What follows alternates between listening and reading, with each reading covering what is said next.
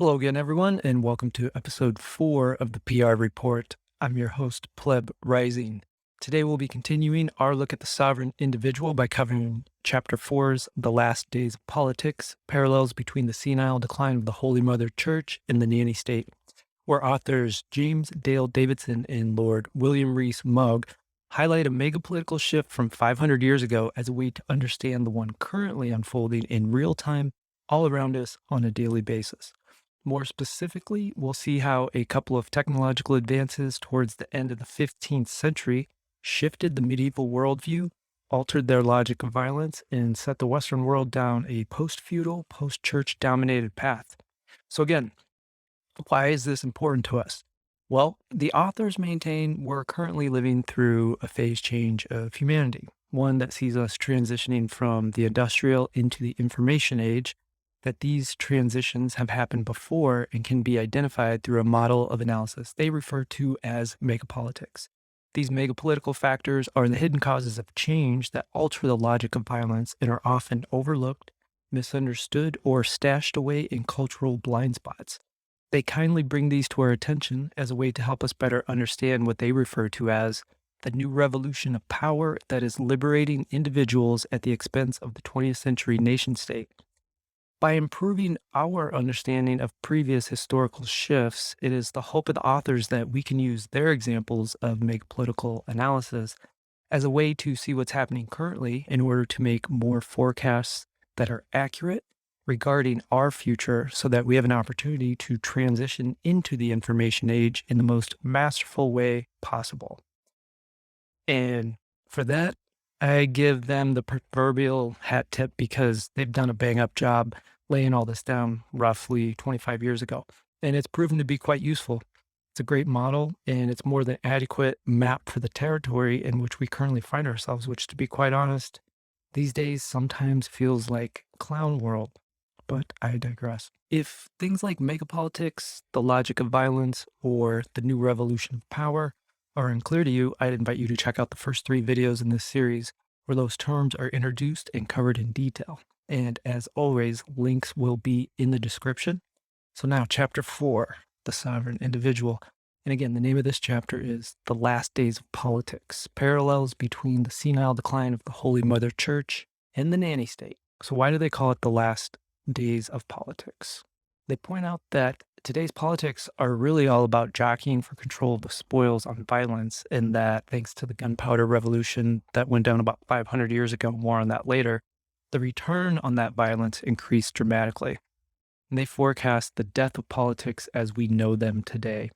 And there's a quote from the book I'd like to share with you, and it's corruption, moral decline, and inefficiency appear to be signal features of the final stages of a system. And that comes from Chapter 2. There's a section in Chapter 2 called Major and Minor Megapolitical Transitions, and that's where they list 10 summary points to keep in mind when understanding the transition into the information age or for any major transition. And quick side note, they also point out in that chapter that we're going to learn how to make forecasts regarding our current situation by examining these shifts in a historic perspective. So for this episode covering Chapter 4, that means zooming in to take a look at the church at the end of the 15th century. Again, the signal features of the final stage of a system are corruption, moral decline, and inefficiency. They talk a lot about the church 500 years ago, so roughly the church towards the end of the 15th century, and they said it was corrupt, they said it was immoral, and they emphasized that it was oversized and inefficient. There's a lot that you could refer to here in terms of corruption, immorality, and being inefficient. But this, I'm just going to, from a high level, point out that one example of corruption that they gave was the sale of indulgences. One example they gave of the church being immoral was many of the upper clergy had bastards. And an example of it being oversized and inefficient was that oftentimes the lower clergy church members would go around begging for alms. If you compare that with the parallels of today, you could really just look and say, it's not the church. Just drop the nation state in for where the church was 500 years ago, and the nation state and it's the politicians running it are the ones who are corrupt, immoral, and exist in an oversized and inefficient system. So 500 years ago, the church was at the center of everything, which like today, where politicians and the government are at the center of everything. And the church had a 500-year run. The nation state, which replaced the church, has had roughly a 500-year run. So is their time up? We don't know. We'll have to see. But this is what the authors are getting at in terms of the last days of politics. So why are they forecasting this? Well, they've identified a previous megapolitical shift on the technological front, one that marked the beginning of the West transition into the industrial age. And those signal features that we just listed above were present at that time too. And so another way of saying this is that they're pointing out that a megapolitical shift in technology around the end of the 15th century, again, 500 years ago, kicked off the transition from an agricultural-based feudal society, one with deeply entrenched ties to the church, and transitioned it into a society of industry, commerce, and exploration, one increasingly market-driven and fueled by a growing dissatisfaction with the church. And why would somebody be anti-church 500 years ago? Again, in the previous video, we discussed how the feudal revolution at the end of the 10th century was Europe in the West was very chaotic, very violent, a lot of disorder. And the church stepped in and helped tame some of that violence and kept culture going and had a lot of benefit for the emerging powers, local sovereignties, and feudal lords that were organizing at that time. Fast forward 500 years later to the end of the 15th century, and that sentiment has changed. There's a growing thought or outlook of, maybe I don't have to give away all my money to support the church. And why would they be anti-church? Well, again, because the church is seen as corrupt, immoral, oversized, and inefficient. So today the government's in question. And again, if we drop in the government and politicians at the center of the nation state today, we would look at them and say, why do we have continual tax increases? They're even talking about taxing unrealized gains at this point. We have a all-time stock market high when there's an unlimited printing of money supply. Also, there's new opportunities in capital deployment. If we compare and contrast capital deployment opportunities 500 years ago at the end of the 15th century with now, we'll see that this newly emergent opportunity included funding an army or a battalion. You could fund a spice ship on a new trade route, or you could fund an expedition to the New World. Whereas now, if we look at new opportunities in deploying capital, we have things like Bitcoin or even traditional finance. Professionals can get in on Bitcoin action via trading ETFs. There's just 2 ETFs that went live in the last couple of weeks. And so there's new opportunities. And so that's another parallel that's similar between 500 years ago when the church fell by the wayside in the 15th century and now where the authors are seeing these technological shifts that are empowering the new revolution of power are unfolding all around us. So how are these, again, drawing back to the 15th century and the example that they're digging into to highlight this megapolitical shift on the technological front, is how are these catalyzed? Well, at that time, there was 3 main things that happened in the late 1400s that really began to shift the scale of things, shift the systems of power, and shift the logic of violence. One was gun-based weaponry, another one was the printing press, and another one was on the shipping front with full-rigged ships. If you look at gun-based weaponry, how did that affect things? Mostly in terms of the logic of violence, you're in a situation now where it increased the scale of violence and dramatically increased the returns. So if you have an increased scale of violence, that means it's happening on a larger front. Prior to this, everything was happening on a smaller scale. So if you have an increasing scale in violence, that's going to put a downward pressure on feudalism, which were small scale sovereignties tending to operate independently. And you had wealth and power that was more tied up in one's own physical strength at that time. And participants tended to have a unique relationship with their lords or the nobles for whom they served. And examples of this are your banners, your battle cry, the colors that you wear, your horses, armor, and weaponry.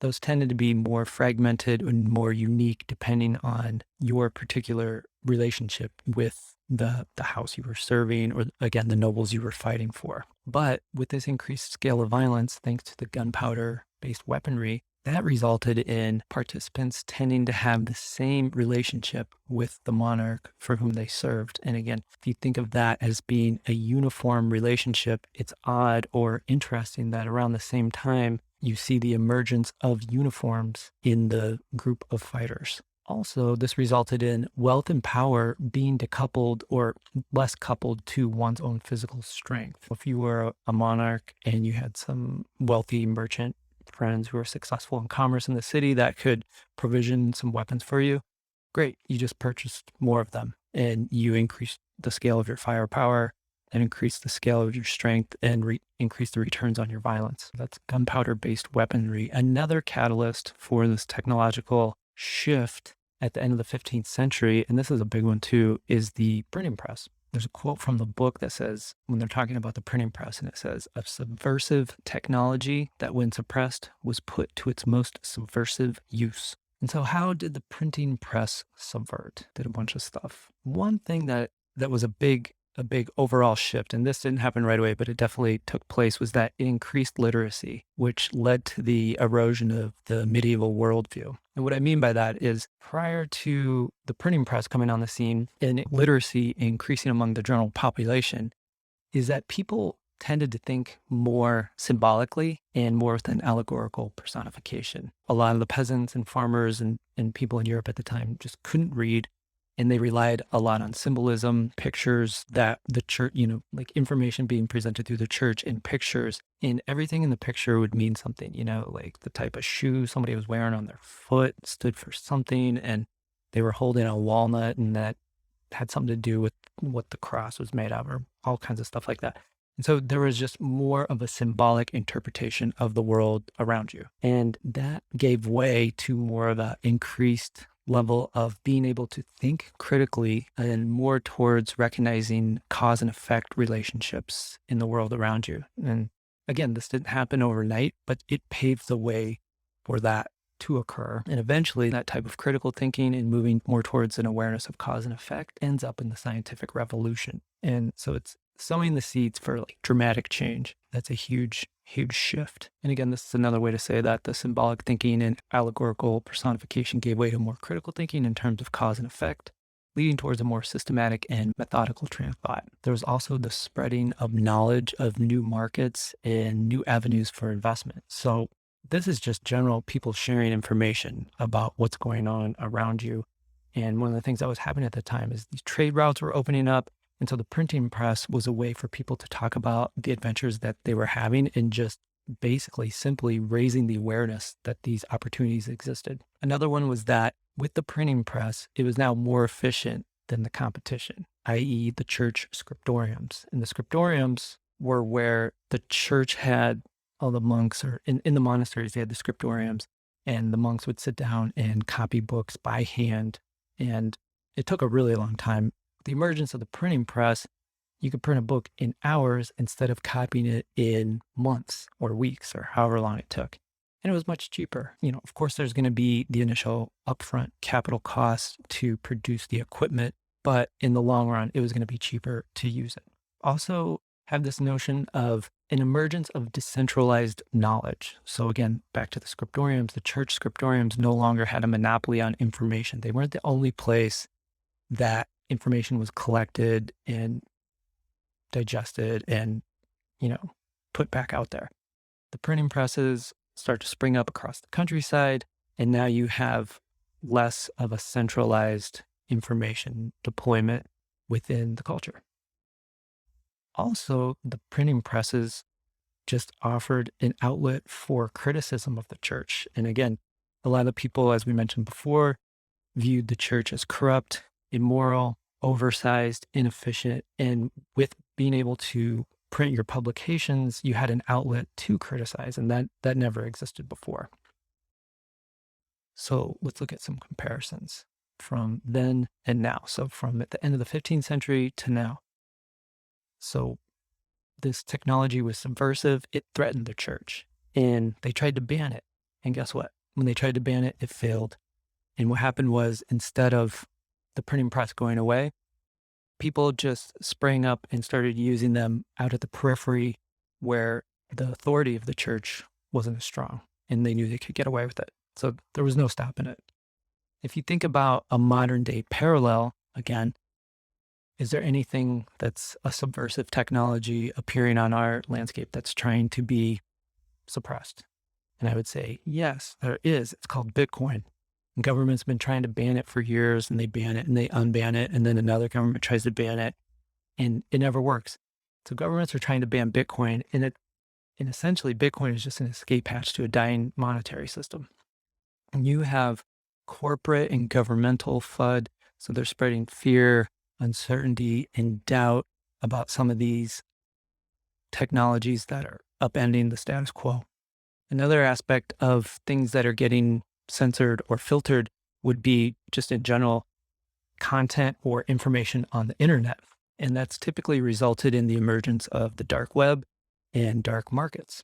So the third technological innovation that happened at the end of the 15th century that I want to highlight is what could be described as fully rigged ships. There was the beginning of the 15th century, there was a lot of ships that are going around the Mediterranean that sailed with inside the land. They had oars on them and stuff. And by the end of the century, they're all using rudders. They had more masts, more sails, and there was improvements in navigational equipment, et cetera, so on and so forth. And exploration increased dramatically. You see the emergence of people seeking new trade routes. They're sailing around looking for new territories, new land that they can claim. They're looking for riches. They're looking for gold, et cetera. The trade that was happening was larger in scale, and that dovetailed nicely with the increasing scale and returns of violence, thanks to the gunpowder-based weaponry. So you could put a bunch of cannons on the side of your ship and just start sailing around, and you were that much more protected or able to defend yourself or go out and